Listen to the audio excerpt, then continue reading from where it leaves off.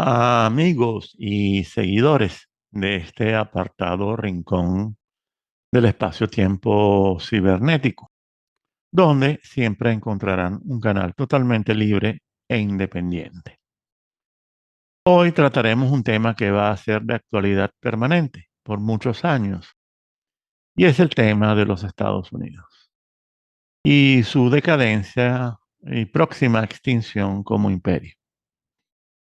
No como país, sino como imperio. El imperio tiranosaurio. ¿Y por qué tiranosaurio?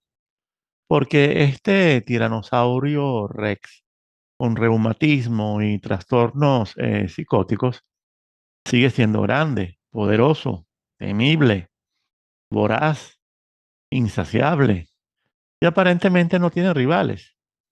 Se dice que nunca ha habido un imperio tan claramente superior a los otros, cosa que no es verdad.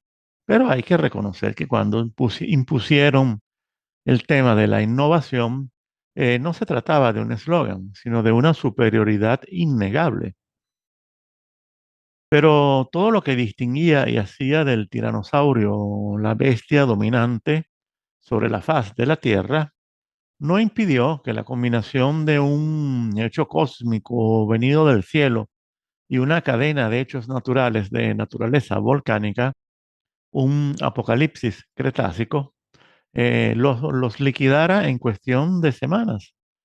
Y al final quedaron como vencedores unos seres ínfimos, parecidos a unas comadrejas, muy modestos. Se trataba de los primeros mamíferos. Esos eran los yemenitas de aquella época. Y será el rebaño remanente de cristianos reales, muy pequeño, muy humilde y sin jerarquías dominantes, que anticipa Joseph Ratzinger en su profecía que ya expliqué en otro video. Desde luego, no son solamente cristianos. Con esto quisiera aclarar que no son solamente cristianos los que van a sobrevivir. Solo que digo que entre los cristianos, los sobrevivientes va a ser este pequeño rebaño de cristianos reales que Joseph Ratzinger describe minuciosamente en su profecía. Por ahí voy a poner más abajo el link a este video, aunque yo creo que este es un video reservado. Bueno, seguimos. Bueno, ya se habrán dado cuenta que creo, perdonen, creo en la teoría de la evolución, porque es un hecho científicamente comprobado e innegable. En lo que no creo es en la explicación exclusivamente darwiniana de los mecanismos que impulsan la evolución y la desaparición y aparición de nuevas especies. Darwin podría representar una explicación parcial, pero falta un escrutinio real de su teoría que nunca se ha dado, porque es tabú por motivaciones políticas y geopolíticas. A cualquier científico que se le ocurra eso, le destruyen la carrera. Esto es algo que explicaré con detenimiento algún día, y vaya que lo explicaré. Bueno, vamos a sacar la guadaña y al grano. Como dice el analista geopolítico italiano Lucio Caracciolo, cuyo link encontrarán abajo, lo peor que le puede pasar a una nación y también a una persona es no gustarse, más aún si antes te gustabas mucho, pero mucho, como es el caso de los Estados Unidos. Entonces, el desconsuelo es más fuerte y el resbalón hacia atrás más evidente. Y este es el clima interno que predomina hoy en día en los Estados Unidos. Porque la proyección externa, la proyección imperial de Estados Unidos, está condicionada en gran medida por este mal humor interno, que ha empeorado peligrosamente en los últimos años. Recordemos solamente la locura ridícula y demencial, que fue la pasada campaña presidencial de 2020, donde supuestamente se presentó un enorme fraude que le arrebató el triunfo a Donald Trump y ocurrió el muy folclórico y grotesco asalto al Capitolio de los Estados Unidos, del 6 de enero de 2021, hecho que todavía no ha sido esclarecido debidamente, pero que es muy probable que se haya tratado de una chapucería más de alguna agencia de inteligencia dirigida por bobalicones, porque eso fue una operación bastante cutre y peor ejecutada para infiltrar, alterar y violentar lo que ha debido ser una manifestación pacífica de los seguidores de Donald Trump. Ahora bien, para comprender mejor las repercusiones institucionales de esta crisis, consideremos este resbalón hacia atrás como un cambio cualitativo de la presencia estadounidense en el mundo, donde es notable el degrado que ha ocurrido en la calidad de su dirigencia política y diplomática en los últimos años, donde de verdad el gobierno es tan mediocre y carente de profesionalismo que, que parece una función de circo itinerante, pero protagonizada por personas con obvios problemas, para no decir trastornos mentales serios. Y aquí no me refiero solamente al presidente Joe Biden, me refiero prácticamente a todos. El mismo Trump, por ejemplo, no se salva de un diagnóstico narcisista. La única persona normal que veo de vez en cuando es al senador republicano Rand Paul, el hijo de Ron Paul, de paso uno de los pocos liberales decentes que respeto realmente. Y también en cuanto a su legitimación, Estados Unidos parece cada vez más dividido en comunidades cerradas que no se hablan, no se comunican, o cuando hablan tienden a descalificarse y a insultarse mutuamente. Este tipo de conductas casi automáticas permite captar algunos rasgos antisociales o asociales de las Américas. Y digo las Américas porque como ya les comenté en otro video, no hay un solo Estados Unidos. Hay varios Estados Unidos. Son por lo menos 11 naciones distintas que muestran diferencias culturales que no son poca cosa. Y por lo tanto, hay diferencias, hay distancias, y yo diría que hay grietas profundas que se están presentando y se están agrandando cada vez más en ese país. Se trata de un fenómeno altamente preocupante que comenzó a gestarse en los años 60, en el segundo giro, y se ha agigantado en los últimos 30. Vamos a decir que a mediados del tercer giro y con el cuarto giro. Pero que no veremos o lo veremos muy poco en los medios de comunicación mainstream. De paso, cuando se habla de Estados Unidos, no basta hablar de Washington, New York o California. Hay que incluir necesariamente a los otros Estados Unidos, de los cuales ya les hablé. Hay que incluir necesariamente a los que yo llamo los estados profundos, ya sea en el profundo sur, en el profundo centro o en el profundo norte.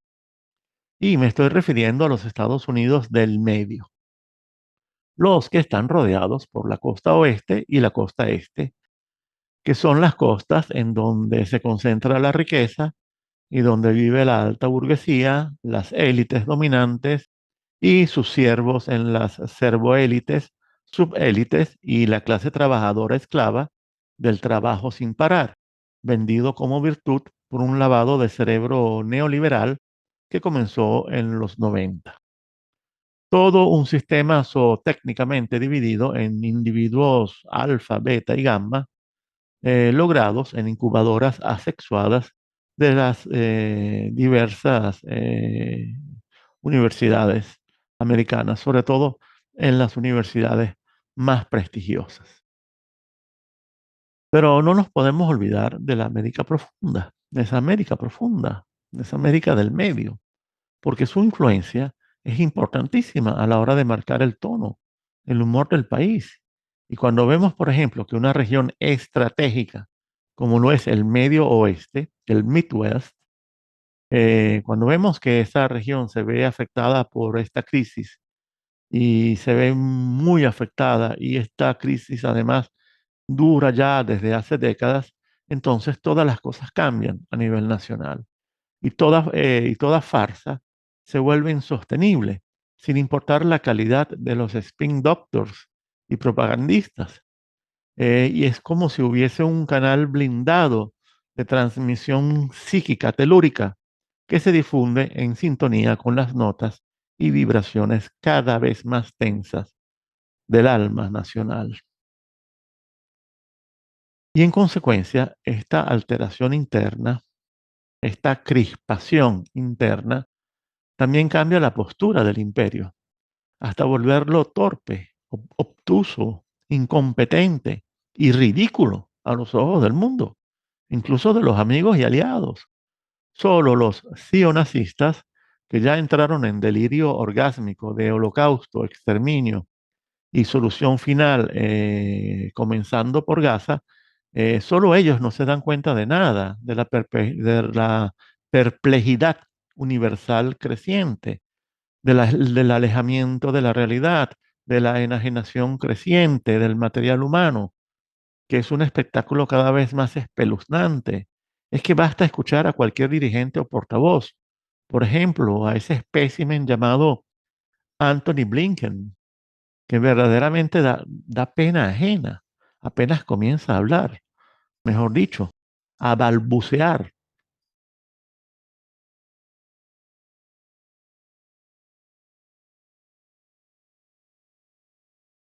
lo que significa que en los próximos años, países que de hecho son verdaderas colonias del imperio, como por ejemplo los países de la Unión Europea, estos países van a tener que comenzar a pensar en que tendrán que asumir o sí parte de las responsabilidades que la metrópolis de referencia ya no pretende ni podrá proporcionar. Óigase bien, ni podrá proporcionar. Y esta es una advertencia que debemos darnos a nosotros mismos, los europeos, porque la crisis estadounidense, la enfermedad terminal del imperio atlantista sionazista, nos concierne muy directamente. Y lo mismo estoy comenzando a sospechar con respecto a Iberoamérica. Cuidado. Porque creo que la crisis terminal de los Estados Unidos pudiera ser una luz verde para que se desaten inquietudes y ambiciones internas en cada país de Iberoamérica, las cuales podrían representar un caldo de cultivo perfecto para el caos y la violencia sin fin. Una especie de colombianización Pablo Escobariana para todo el continente. No sé si me explico. Porque en el fondo el modulador de la violencia en Iberoamérica siempre han sido los Estados Unidos. Siempre. Estudien la historia.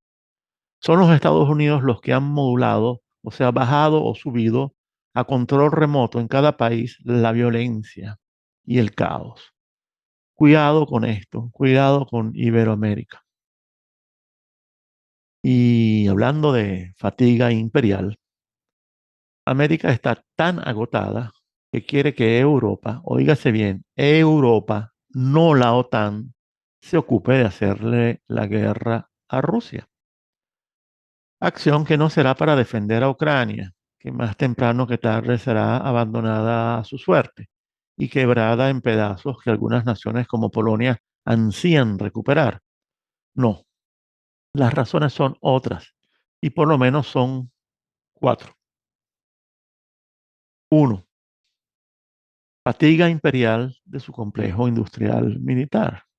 Basta ver lo que le pasa a empresas como Boeing o Lockheed y a muchos subcontratistas vitales que incluso en muchos casos han desaparecido, algo que es increíble, ya no están más. Por lo tanto, hay una escasez de piezas de repuestos vitales en muchos casos. Eh, Dos, la verdadera intención de Estados Unidos es empobrecer a Europa para borrarla como rival productivo, uno menos, y hacerla dependiente de los Estados Unidos, prohibiéndole cualquier trato con China, Rusia y países afines. Tres, tres. Estados Unidos no quiere disputar una guerra terrestre, mucho menos con los rusos, que los volverían polvo. Óiganme bien, los volverían polvo. Los gringos no son buenos en la guerra por tierra, nunca lo han sido. No les gusta, no es su especialidad. Ellos son marinos y aviadores.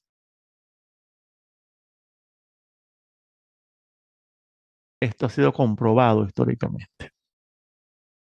Y cuatro, Estados Unidos necesita concentrarse por orden de los sionazistas en el Mediterráneo, sobre todo en el Medio Oriente y en China.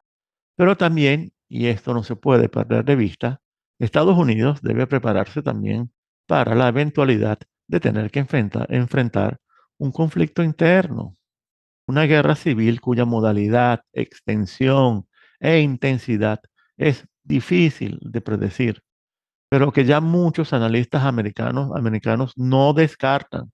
Es más, no se preguntan si la habrá, sino cuándo y cómo estallará.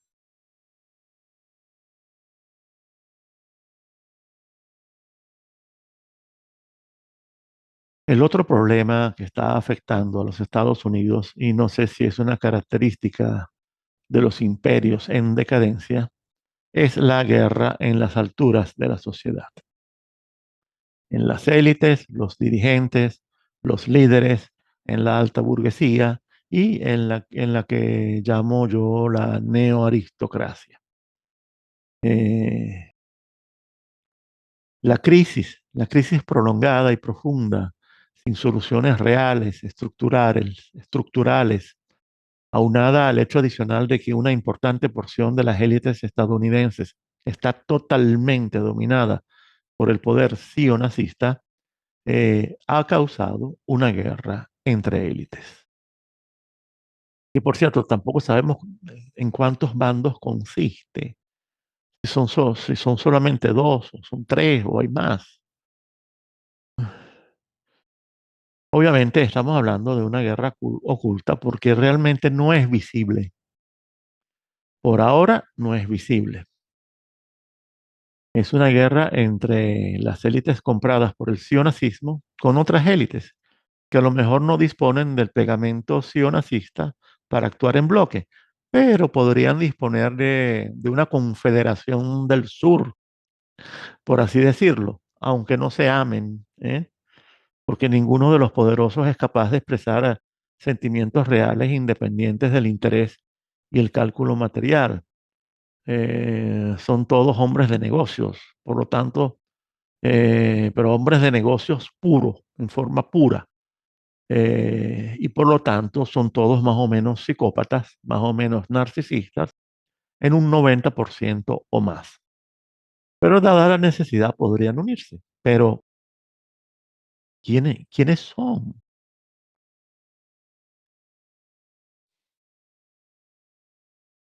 Yo pensaba que eran los que estaban detrás de Donald Trump, hasta que entendí, hasta que entendí después de la verdadera farsa ridícula que vivimos en las elecciones pasadas con el supuesto fraude. Eh, Después de eso, entendí que Trump no es más que una creación de emergencia del Partido Republicano, que tuvo que inventárselo para poder sobrevivir y que obviamente hay una mayoría de republicanos que mal lo digieren y apenas lo toleran, pero saben que sin él estarían irremediablemente perdidos, señores, porque como ya comenté antes, la crisis de liderazgo en los Estados Unidos es real, es profunda, es un pozo sin fondo que da vértigo al asomarse y solo es capaz de generar fenómenos de circo o de feria de provincia, fenómenos de incapacitados, lobotomizados, amaestrados para ser lacayos realmente mediocres, sin las aptitudes necesarias para ser un buen político o diplomático. Y esta es una responsabilidad directa del sistema universitario, el cual solo crea intellectual jet idiots. recordando la legendaria definición de Nassim Taleb: intelectuales, pero idiotas. Son empty suites, trajes, disfraces vacíos.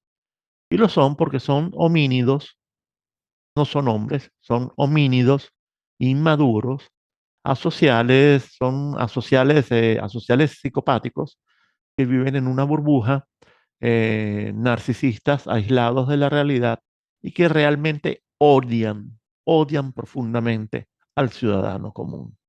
Y cuando digo odian, hablo de racismo, clasismo y nazismo. Se creen realmente superiores.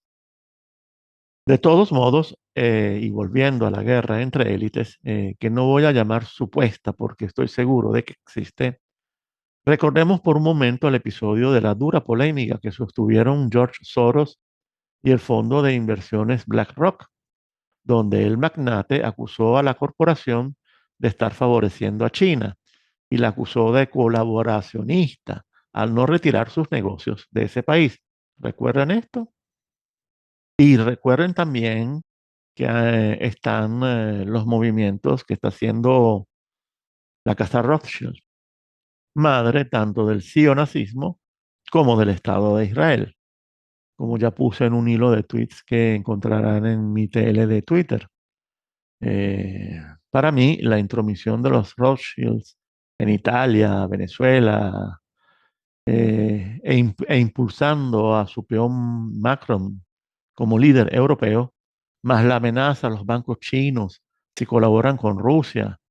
Ese resultado full bipartisan que ocurrió hace unos días en el Congreso de los Estados Unidos, pero con una grieta entre los republicanos, y la contestación universitaria a nivel nacional en los Estados Unidos, todo esto está relacionado con esta guerra en las cumbres, en el tanque de los tiburones blancos, entre las élites más poderosas de Estados Unidos y el mundo, algo que vengo avisando desde hace tiempo, y no soy el único, no soy el único. Como dije también, algunas chispas más incontenibles, más visibles, tarde o temprano saltarán sobre los muros del secreto y caerán hacia abajo, hasta el piso donde vivimos nosotros, los comunes mortales, y van a caer como aspas del Moulin Rouge en París, y así obtendremos alguna pista, algún punto que unir, algún cabo que atar. Pero por ahora está difícil establecer cuál es el otro bando o cuáles son los otros bandos, porque como ya dije, podría ser más de uno. Eh, pero inevitablemente estos bandos mostrarán su reflejo abajo, en lo político y la política, tarde o temprano. Tengo una idea, amigos. He visto cosas y algunas persisten, pero prefiero esperar. Desde luego, no estoy hablando de personajes públicos, no estoy hablando de un Elon Musk, por ejemplo. Estoy hablando de personajes que no son públicos, no son de alto perfil, como dicen por allí, ¿no? Eh, pero por eso digo que prefiero esperar. Además, porque estas confrontaciones elitistas son el resultado directo de un imperio que más que decaer, ya se encuentra en caída libre. Y eso amplifica la percepción de riesgo y de catástrofe, porque ya no se trataría de maniobrar una crisis creada a propósito, como se hizo en 2007-2008, ¿no? Más o menos al comienzo del cuarto giro, sino de encontrarse, por ejemplo, ahogados por una masa monetaria, una masa monstruosa de dólares que los países del resto del mundo podrían abandonar en masa, si ellos también comienzan a ver que el castillo es de naipes y el reporte del tiempo anuncia la llegada de vientos huracanados en los próximos años o meses. Vientos que hasta de guerra interna podrían ser y serán, porque no hay duda de que los Estados Unidos necesitan una guerra, porque siempre la ven como el santo remedio a todo mal, la ven como su última oportunidad para salvarse, para resucitar su complejo industrial militar tecnológico, el complejo financiero, generar empleo, para alistar a los inmigrantes recién legalizados, carne de cañón sin dolientes. En otras palabras, recurrir a la guerra como panacea contra la crisis. Y se sabe desde hace siglos que es una cura que funciona si logras sobrevivir a los rigores de la terapia. Y es allí donde podrían surgir las guerras. Primero porque la próxima guerra no va a ser una guerra como las otras. Nada que ver con las guerras anteriores, señores. Por eso es que les hablo siempre de que olvídense de eso de Tercera Guerra Mundial. Nada de Tercera Guerra Mundial. Primera Guerra Global irrestricta. Primera Guerra Global irrestricta. Es muy distinto a cualquier otra guerra que hemos tenido en el pasado. Pero las dudas, además, la duda sobre cómo sobrevivir, cómo podría sobrevivir en los Estados Unidos a una guerra semejante, también tienen que ver con el hecho de que el colosal aparato militar de los Estados Unidos ya no asusta a nadie, o mejor dicho, ya no paraliza de miedo a nadie, porque todos los países han redescubierto el efecto Vietnam. Los hutíes de Yemen de primeros. Y ese efecto consiste en que una potencia, por más potente que sea, no puede ganarle a una guerra asimétrica, irrestricta, de última generación, donde el encontronazo frontal nunca ocurre y el conflicto puede empantanarse por años. Y además se puede repetir la reacción interna que se produjo en Vietnam, si además no se logra la conquista territorial. Y entonces, olvídense de eso porque contra países como Irán, China, y ni hablar de Rusia, conquistarlos territorialmente. Están hablando en serio.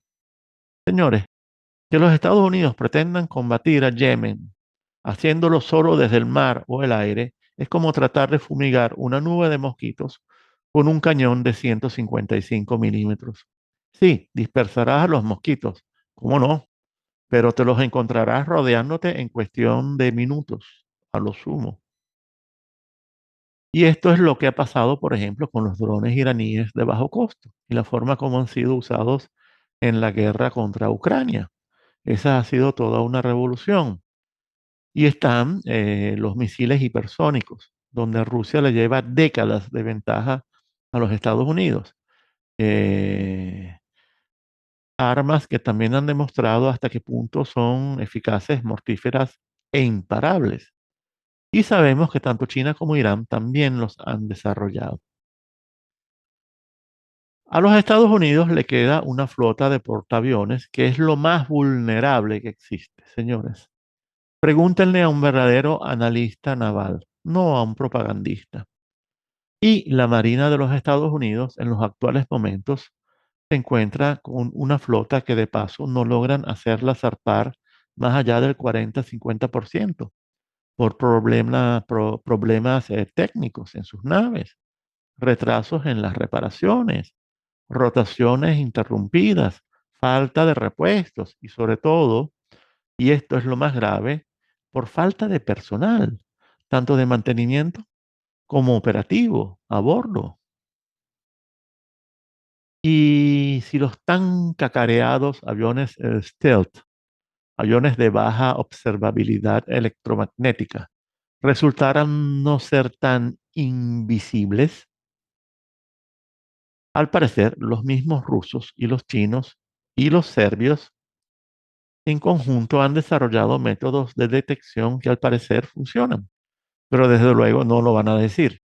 De paso, el problema con estos aviones es su disponibilidad operativa, que es realmente baja. Eh, eh, Son aviones que delicados, sí, son aviones delicados, que requieren mucho mantenimiento, muchas horas de mantenimiento por cada hora de vuelo y necesitan hangares especializados climatizados. No por nada los llaman las hangar queens.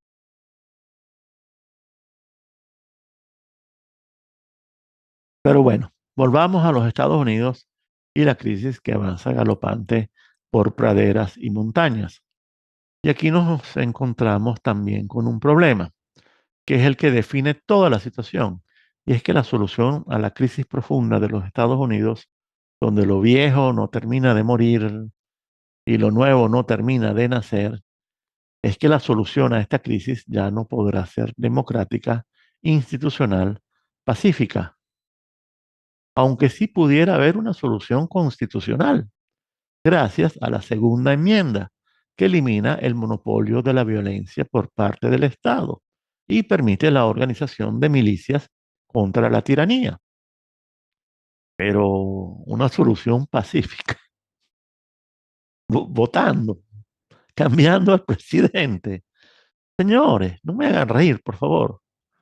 Realmente, el sistema está tan podrido, el Pantanal está tan descompuesto que es imposible reformarlo desde adentro, porque no se trata, porque más bien se trata de un sistema que no solo se ha corrompido, se ha privatizado completamente y por lo tanto solo responde a intereses privados, particulares. Y es una red, además, es toda una red de intereses privados y particulares. ¿De qué estamos hablando?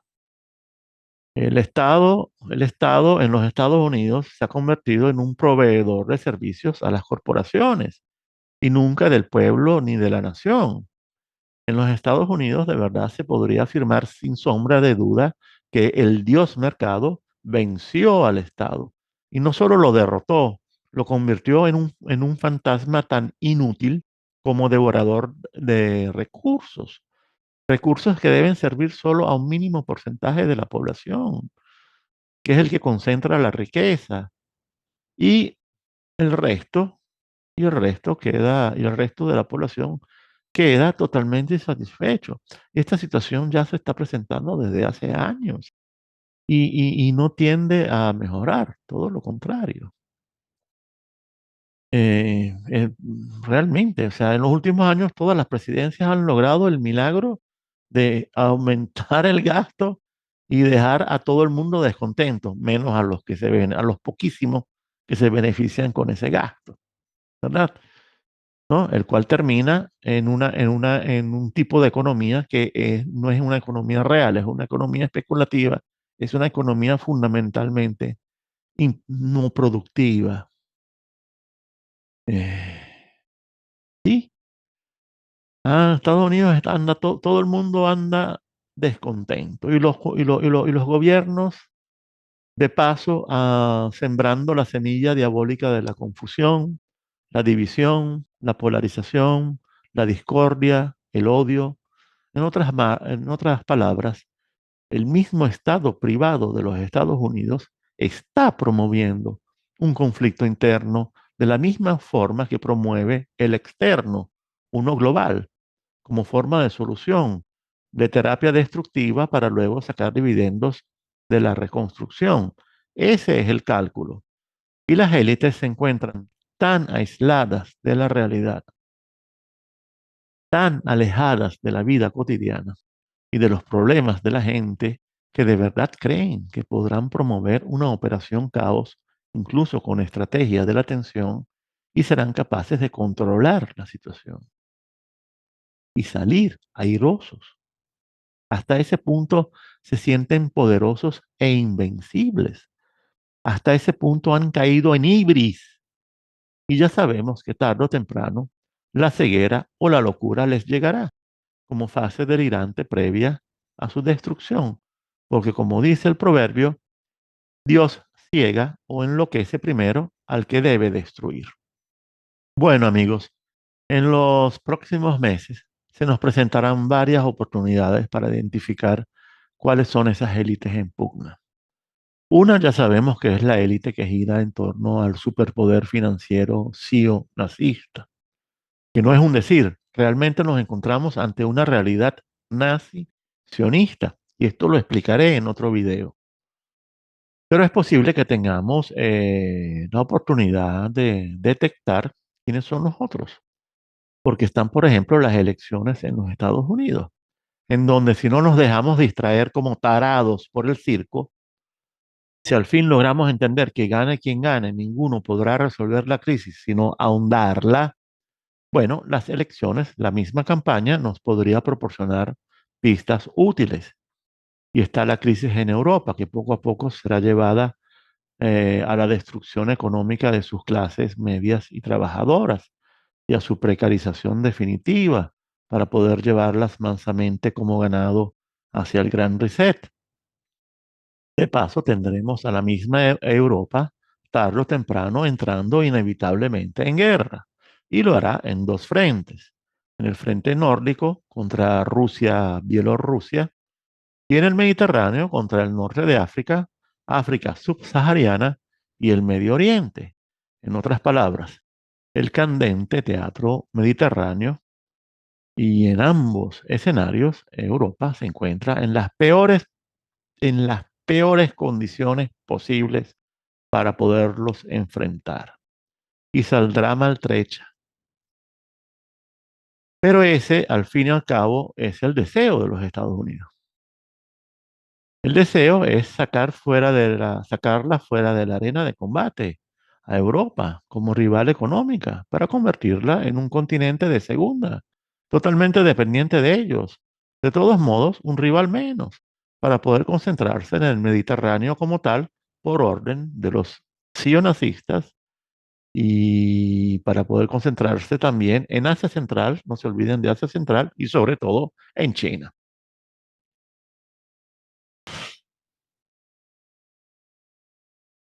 Y aquí también se podrían presentar varias oportunidades para entender cuáles son no solo las élites que están confrontando al sionazismo, sino también un tercer tipo de élites, las élites rebeldes en cada país, que desean la independencia de su país de la tiranía de los Estados Unidos y del atlantismo sionazista. En Alemania, por ejemplo, sabemos que las hay y en cierta forma se han mostrado, con declaraciones muy comedidas, muy cuidadosas, muy alemanas. No como Macron, que ese es un vástago de los Rothschild. Ese está del lado sionacista. Y lo que le mandaron es a convertir a Francia en el nuevo país líder de Europa. Y lo podría lograr en la medida que logren anular a Alemania y a Polonia, la consentida de los Estados Unidos. Con Alemania podrían conseguirlo hundiéndola en una crisis social o incluso fragmentándola. No olvidemos que Alemania no es una sola nación, nunca lo ha sido, sino que se trata de una verdadera federación, que por cierto fue unificada hace poquísimo tiempo, hace poco más de 150 años, y vuelta a reunificar hace 33 años. Por lo tanto, el tejido conectivo que se ha formado en ese país todavía es débil. Por lo tanto, es perfectamente separable mediante una buena dosis de crisis, tensión y guerra europea, norte europea, no solo contra los rusos y bielorrusos, sino contra los polacos, los checos, los chihuahuas bálticos. Y con respecto a Rusia, mm, la verdad es que me cuesta creer que Alemania, por lo menos la oriental, donde viví 4 años, vaya a entrar en guerra con Rusia. Realmente lo dudo mucho. Bueno, amigos, ha sido un video larguito, ¿eh? Por lo tanto, es todo por hoy. Agradezco, como siempre, la atención hasta el final. Agradezco sus comentarios. Manténganse humanos, fortalezcan su conocimiento, su conciencia, su fe y su razón, y recen, mediten y reflexionen todos los días, aunque sea por unos minutos, solos, en silencio, o en familia, o con los amigos. Y nos veremos pronto, muy pronto.